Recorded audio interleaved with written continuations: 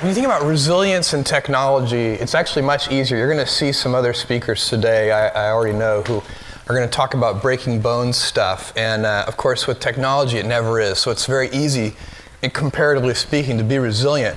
But I think it's also, if we look at what happened in the internet, it was such an incredible last, half a dozen years that it's hard to even get the right analogy for it. And a lot of how we decide how we're supposed to react to things and what we're supposed to expect about the future depends on how we bucket things and how we categorize them.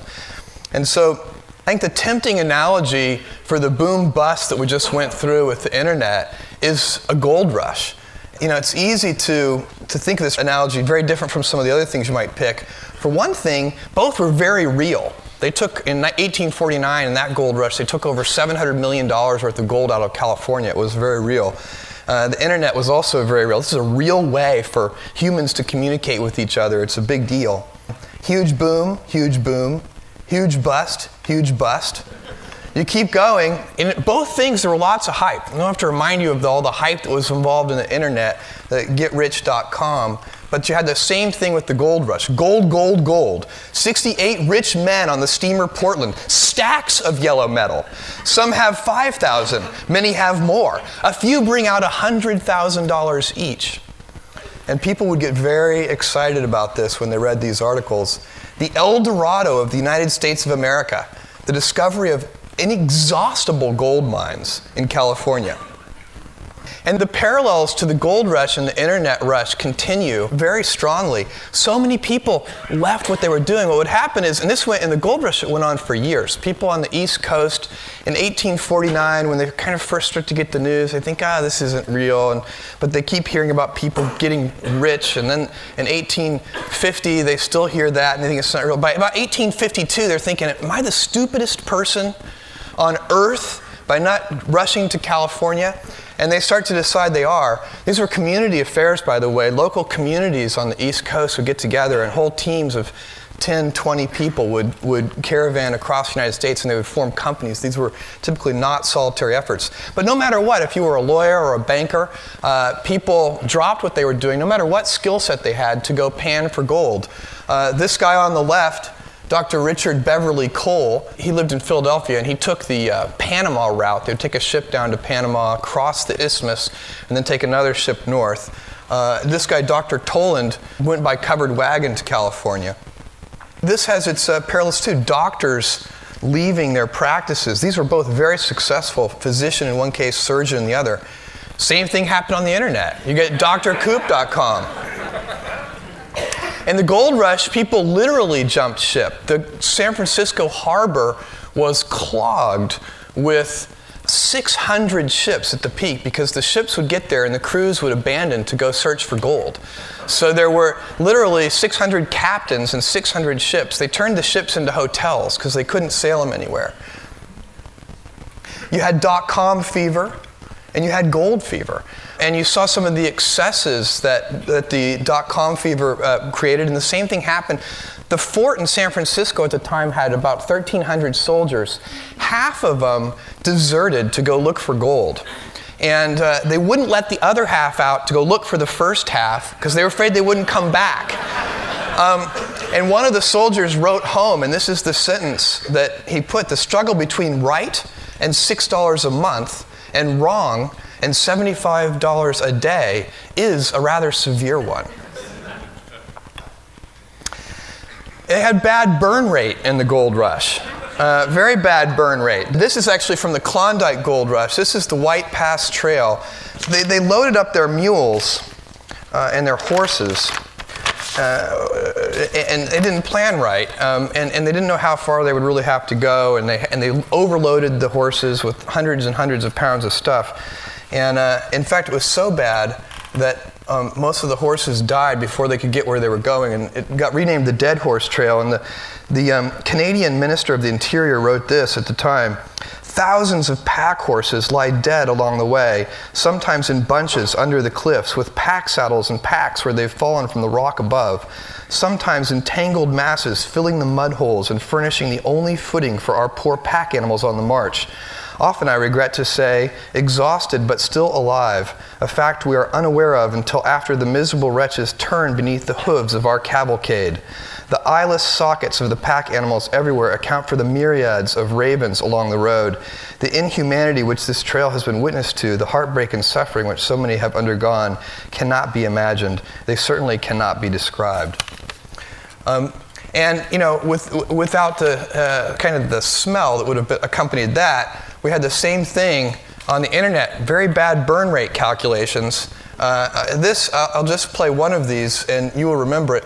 This is a commercial that was played on the Super Bowl in the year 2000. You said you had a large selection of invitations. But we do. Then why does she have my invitation? What may be a little thing to some, You are mine, little man. could be a really big deal to you. Is that your wife? Not for another 15 minutes. After all, it's your special day. OurBeginning.com. Life's an event. Announce it to the world. It's very difficult to figure out what that ad is for. But they spent $3.5 million in the 2000 Super Bowl to air that ad, even though at the time they only had $1 million in annual revenue. Now here's where our analogy with the gold rush starts to diverge, and I think rather severely. And that is, in a gold rush, when it's over, it's over. Here's this guy. There are many men in Dawson at the present time who feel keenly disappointed. They've come thousands of miles on a perilous trip, risked life, health, and property, spent months of the most arduous labor a man can perform, and at length, with expectations raised to the highest pitch, have reached the coveted goal only to discover the fact that there is nothing here for them. And that was, of course, the very common story. Because when you take out that last piece of gold, and they did incredibly quickly. I mean, if you look at the 1849 gold rush, the entire American River region, within 2 years, every stone had been turned. And after that, only big companies who used more sophisticated mining technology started to take gold out of there. So there's, I think, a much better analogy that allows you to be incredibly optimistic. And that analogy is the electric industry. And there are a lot of similarities between the internet and the electric industry. With the electric industry, you actually have to, one of them is that they're both sort of thin horizontal enabling layers that go across lots of different industries. They're not, it's not a specific thing. But electricity is also very, very broad, so you have to sort of narrow it down. It can be used as an incredible means of transmitting power. It's an incredible means of coordinating in a very fine-grained way information flows. There's a bunch of things that are interesting about electricity. And the part of the electric revolution that I want to focus on is sort of the golden age of appliances. The killer app that got the world ready for appliances was the light bulb. So the light bulb is what wired the world. And they weren't thinking about appliances when they wired the world. They were really thinking about, they weren't putting electricity into the home, they were putting lighting into the home. And, but it got the electricity everywhere. It took a long time. This was a huge, as you would expect, a huge capital build out. All the streets had to be torn up. This is work going on down in lower Manhattan, where they built some of the first electric power generating stations. And they're tearing up all the streets. The Edison Electric Company, which became Edison General Electric, which became General Electric, paid for all of this digging up of the streets. It was incredibly expensive. But that is not the, and that's not the part that's really most similar to the web. Because remember, the web got to stand on top of all this heavy infrastructure that had been put in place because of the long-distance phone network. So all of the cabling and all the heavy infrastructure, I'm going back now to sort of the explosive part of the web in 1994 when it was growing 2,300% a year. How could it grow 2,300% a year in 1994 when people weren't really investing in the web? Well, it was because that heavy infrastructure had already been laid down. So the light bulb laid down the heavy infrastructure, and then home appliances started coming into being. And this was huge. The first one was the electric fan. This is the 1890 electric fan. And the appliances, the golden age of appliances really lasts, you can sort of, it depends on how you want to measure it, but it's anywhere from 40 to 60 years. It goes on a long time, starts about 1890. And The electric fan was a big success. The electric iron, also very big. By the way, this is the beginning of the asbestos lawsuit. There's asbestos under that handle there. This is the first vacuum cleaner, the 1905 Skinner vacuum from the Hoover Company. This one weighed 92 pounds and took 2 people to operate and cost $1/4 of a car. So it wasn't a big seller. This was truly, truly an early adopter product, the 1905 Skinner vacuum. But 3 years later, by 1908, it weighed 40 pounds. Now, not all these things were highly successful. This is the electric tie press, which never really did catch on. People, I guess, decided that they would not wrinkle their ties. These never really caught on either. The electric shoe warmer and dryer, never a big seller. This came in like 6 different colors. I don't know why. But I thought, sometimes it's just not the right time for an invention. And maybe it's time to give this one another shot. So I thought we could build a Super Bowl ad for this, but we'd need the right partner. And I thought that would really work, to give that another shot. Now the toaster was huge because they used to make toast on open fires, and it took a lot of time and attention. Now I want to point out one thing. This is, you guys know what this is. I hadn't invented the electric socket yet. So this was, remember, they didn't wire the houses for electricity. They wired them for lighting. So your appliances would plug in. Each room typically had a light bulb socket at the top, and you'd plug it in there. In fact, if you've seen the Carousel of Progress at Disney World, you've seen this. Here are the cables coming up into this light fixture. All the appliances plug in there. And you would just unscrew your light bulb if you wanted to plug in an appliance. The next thing that really was a big, big deal was the washing machine. Now, this was an object of much envy and lust. Everybody wanted one of these electric washing machines. On the left-hand side, this was the soapy water, and there's a rotor there that this motor is spinning, and it'd clean your clothes. This is the clean rinse water. So you'd take the clothes out of here, put them in here, and then you'd run the clothes through this electric wringer. And this was a big deal. You'd keep this on your porch. It was a little bit messy and kind of a pain, and you'd run a long cord into the house where you could screw it into your light socket.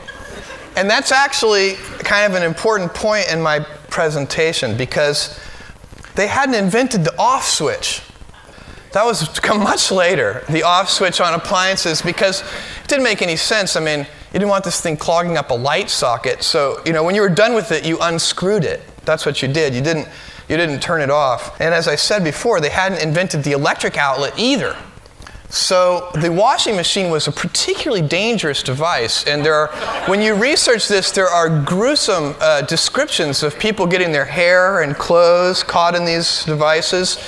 And they couldn't yank the cord out because it was screwed into a light socket inside the house.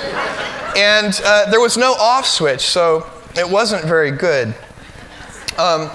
And you might think that was incredibly stupid of our ancestors to be plugging things into a light socket like this. But before I get too far into condemning our ancestors, I thought I'd show you, this is my conference room. This is a total kludge, if you ask me. First of all, this got installed upside down, this light socket, and so the cord keeps falling out, so I taped it in. This is don't even get me started, but that's not the worst one. This is what it looks like under my desk. I took this picture just 2 days ago. So we really haven't progressed that much since 1908.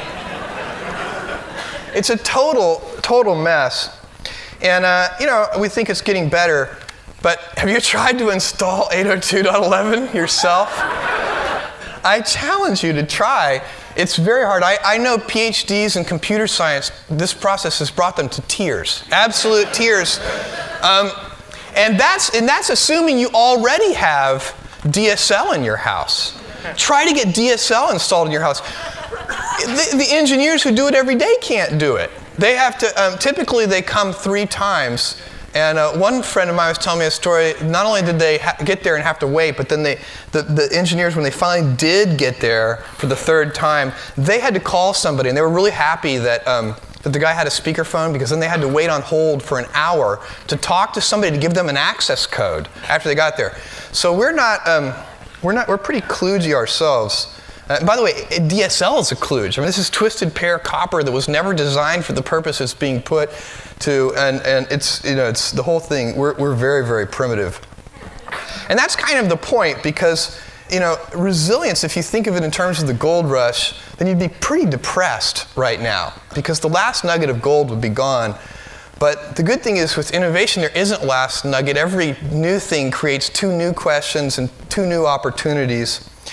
And if you believe that, then you believe that where we are, this is what I think, I believe that where we are with the incredible kludge, and I haven't even talked about user interfaces on the web, but there's so much kludge, so much terrible stuff. We are at the 1908 Hurley washing machine stage with the internet. That's where we are.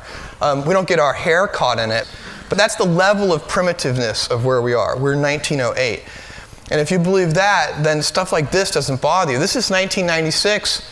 All the negatives add up to making the online experience not worth the trouble. 1998, Amazon.toast. And 1999, Amazon.bomb. My mom hates this picture.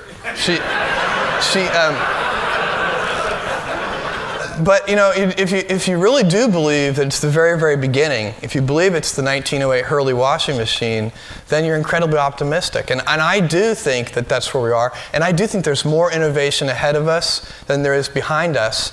And in 1917, Sears, I want to get this exactly right, this was the advertisement that they ran in 1917. It says, "Use your electricity for more than light." And I think that's where we are. We're very, very early. Thank you very much.